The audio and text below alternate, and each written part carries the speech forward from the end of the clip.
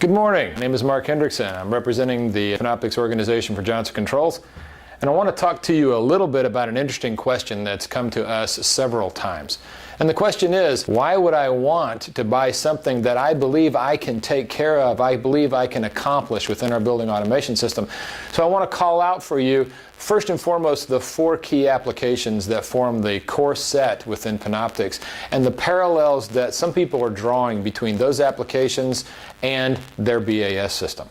So let's first take a look at Carbon and Energy Reporter. Carbon and Energy Reporter really doesn't have a parallel within the building automation system. Really, the best that you can do without the enhanced features of Carbon and Energy Reporter is to trend meters. But within your building automation system, there are no analytics that you can use to take a look at carbon footprinting, to track month on month, take a look at cost differences between last month and this month, to look for anomalies in that consumption. Are you peaking in the evenings? Are you peaking during the day? What time of your hours? Where are the intervals? None of that really does fit into your building automation system, and we'll get into more detail a little bit later. The next piece of it is Custom Analyzer.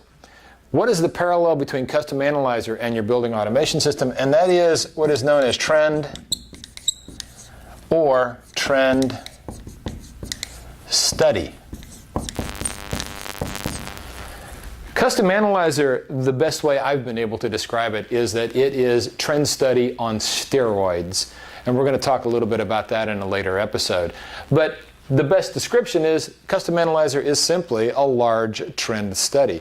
How you use it and how it ties into Continuous Diagnostic Advisor, we'll talk about here in a little bit. Next is Continuous Diagnostics Advisor. The best equivalent you have in a BAS system, and by all means I don't want to imply that it's directly equivalent, this is an enhancement, but the closest thing you have in a building automation system is your alarms. When a threshold is breached, you trigger an alarm.